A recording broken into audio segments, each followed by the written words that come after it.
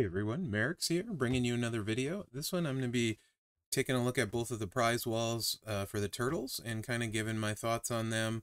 Hopefully help you guys maybe make a decision, that sort of thing. I want to start off with saying I don't think there's one size fits all answer for these prize walls. So I think a lot has to do with what you need on your roster and what you plan on doing with your roster. So, and I do want to qualify that all of these are just my opinion. It doesn't make them right. But how I would look at these prize walls in particular, would greatly depend on what you're going to do. So like if you're going to run Woods or Kofi with a gem damage build, the star fills would matter. If you're going to run power gems or subs or move damage, the filled stars wouldn't really matter. When you look at Woods, and this applies to the half off wall or not half off wall, whatever you have, it doesn't really matter. If you have enough to get Seth, obviously you should get Seth. That's the only way you can get him unless you get lucky on a pull. So, I mean, that goes without saying. Now, as for these, let's say like Woods, right? 350,000 currency.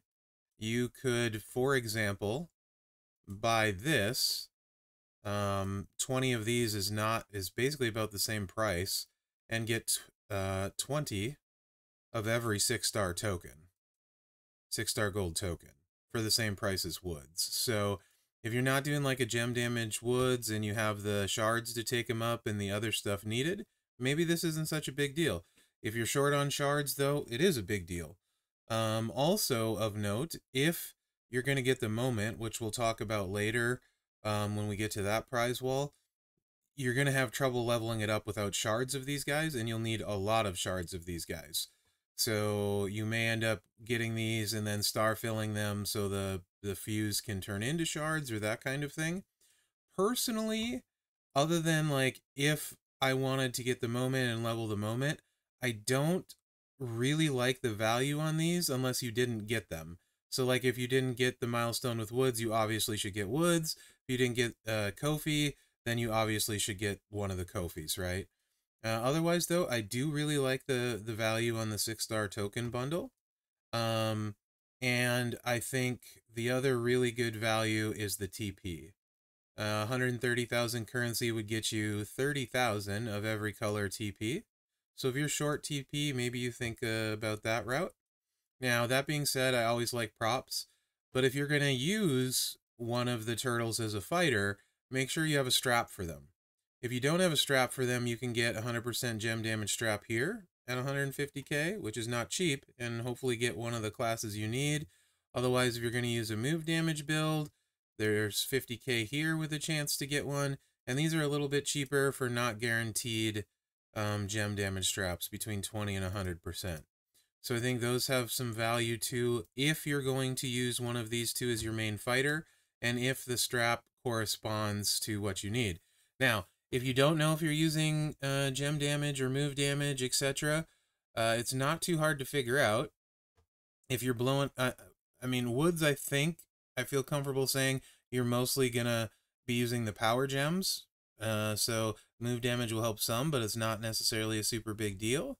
And in Kofi's case, you potentially could run a gem damage build, depending on how you want to run it, but he does have a big buff. You can watch my video previews on both of them to see.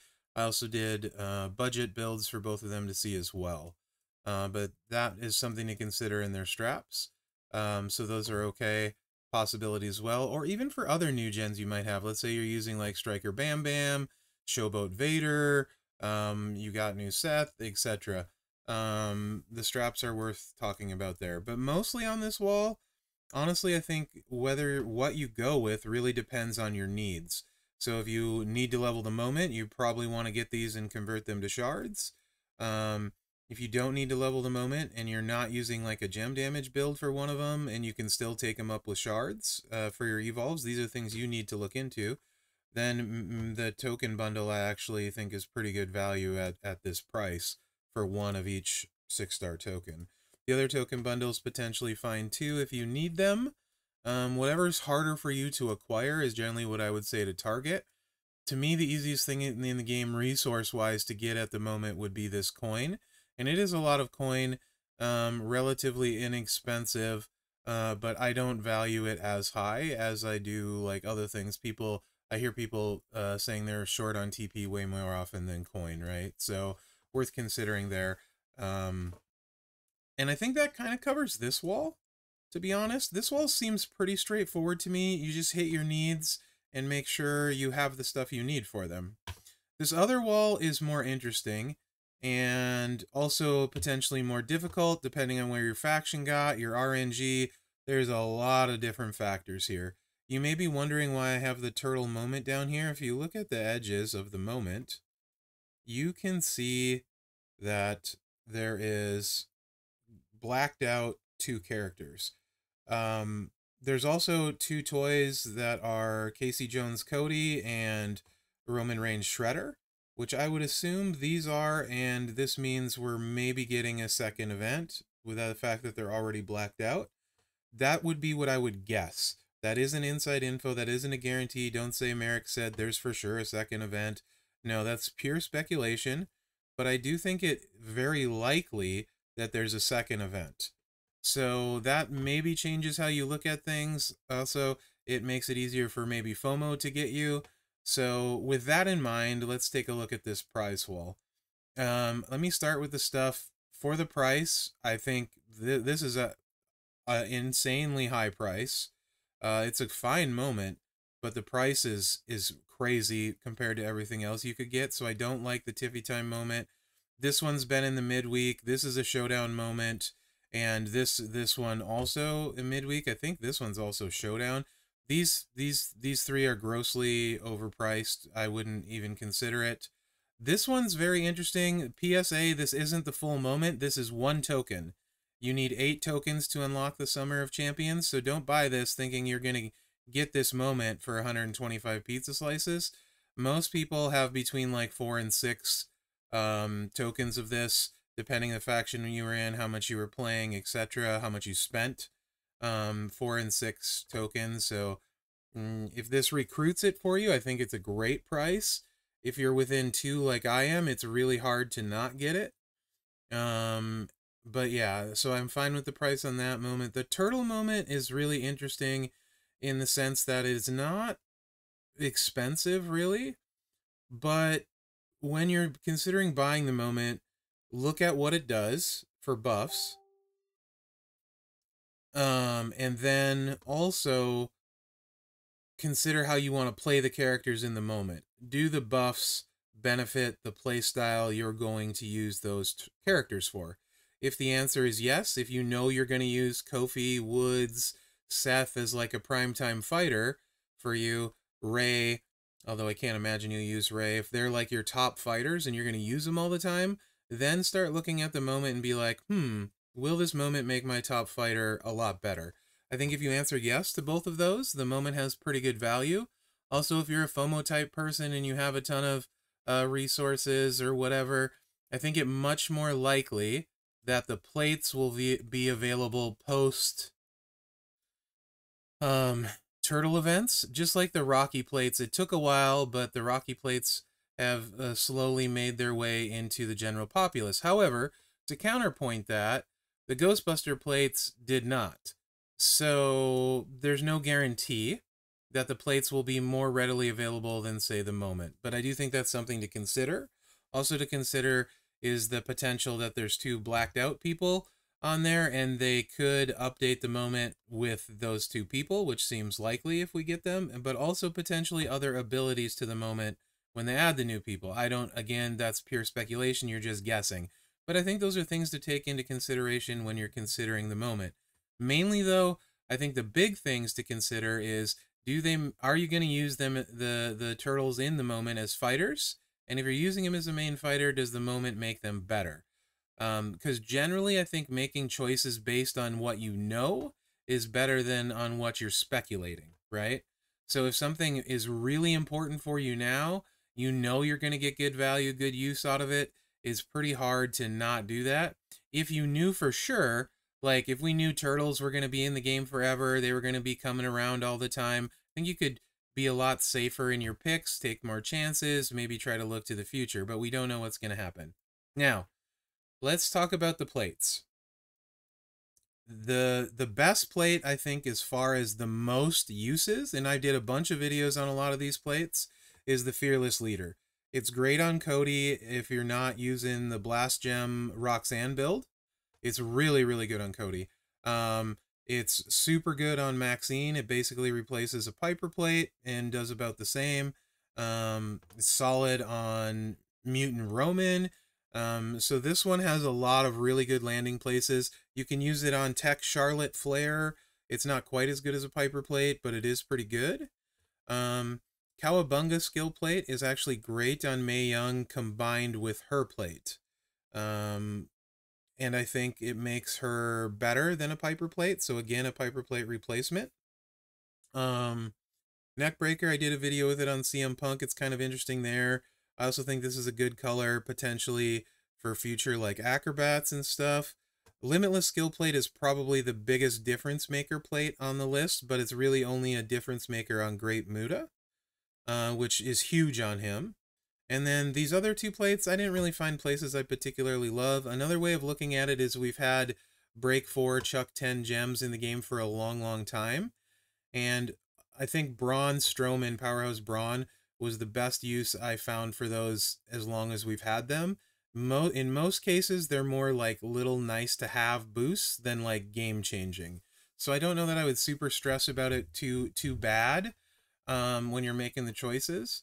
But I've done a bunch of videos on them that are all feud ready builds. I know Zoro's done a bunch of plate videos. His tend to be more like tour ready. But if you want to see what the skill plates can necessarily do on certain people, that's there. People always ask, can I use this skill plate on someone? The answer is yes, you can use it on anyone. I don't think there's a ton of game-changing spots for these. There's some small enhancers. There's some things you can do if you get lucky. For example, this green to yellow one, you can combo with the May plate, and if you get lucky and break 7 yellows, the May plate will also go off. But that's not like guaranteed to happen all the time. So for me, the big three are the Muta plate, the Fearless Leader, and the Cowabunga, because I have spots that I know that you could use them today and benefit from them. But again, all of this depends on your roster needs and what you're going for. Which brings me to Ray. Ray is not a good fighter in my opinion. Ray is a fantastic coach at 200% power gems. So if you're a power gem guy, and you love using power gems, I think you probably really need to get yourself Ray. The other thing that makes Ray a lot more potentially interesting is if we do get further turtle events, having him will likely make those easier. Again, that is speculation. What we do know is Ray is very good with power gems as a coach, but he's not very good as a fighter. So at least that's my opinion on the fighter thing. So I guess what I'm saying is I really don't know what to tell you to get because I don't know your roster. For me, I rate on my roster, I would rate the Muta plate as the best thing on here. Ray would be the second best thing. And then probably this token. And then I'd probably go the TMT moment. Just in case. I have no plans on using this in any meaningful way today. That's more of a just in case. Just like Ray is more of a just in case. I have no meaningful plans of using Ray today. As a coach or a fighter, but if there's another turtle event, I feel like it's a big deal. The only thing that makes a huge difference on my roster today is the limitless skill plate for Muta. This gets me 1 token away from this, and this moment would be very, very, very good for me. So, yeah. I guess that's my take on the Prizewall. I don't like the conversion rates here, but if that's all you have left, I guess go ahead and convert, right? Don't like the value in any of these, but if it's what you have left, go ahead. So again, to recap, I think you have to make choices based on your roster. So I can't really tell you what's the best or what to pick. I did try the Neckbreaker skill plate on Dragon Steamboat, and I found it to be absolutely uninspiring. So much that I didn't even bother making the video. I did use high-grade titanium on Rizar and the Powerhouse, and it gets him to where he could hit about 16 to 20 million at silver. So it's like 32 to 40 million at gold. I can post that video if people want to see it. I did record it. It's not spectacular. Um, like a boss, I didn't really find any good spots for it, but I didn't try super hard because there's only so much time. I didn't really try at all. Same thing with these ones. Obviously, this one can combo again with the May plate, but it involves some luck, for sure. So yeah, I guess like I said, you just have to make the best decisions for you and have a reason for it, and try and make picks that impact your roster. If you have a ton of extra currency after that and you want to try and hedge for the future, you could go for the TMNT moment, or if you're using them as your fighters. Again, to clarify, if you're going to use them as your fighters and it benefits you in those build sets, then take it. And then in particular, Ray. I think Ray's value is very much speculative right now, unless you're a huge power gem user. But it's also hard to pass up recruiting a character that you would get 0 shards from otherwise. That's not going to be an easy recruit if you don't get him now. It's probably never going to be very easy, would be my guess. And I doubt the turtles ever go to the club store. That would surprise me. Again, speculation and a guess, but that would surprise me. So I guess that's my advice, if you want to call it advice, for the Prizewall. The big thing is to have reasons for why you're taking stuff and have it benefit your roster now. And then I think no matter what, at least you're getting usage out of your stuff. And hindsight's always 20/20. I don't think there's like a clear cut, take this or you're stupid kind of thing. You know what I mean? Like, I think a lot of it is just trying to make decent choices for your roster. So let me know what you think in the comments. Hopefully you found this video helpful. Remember to like, subscribe, and share, because that really helps me out. Other than that, guys, thanks for watching. Good luck out there. Interesting prize walls. I'm curious to hear what the comments are.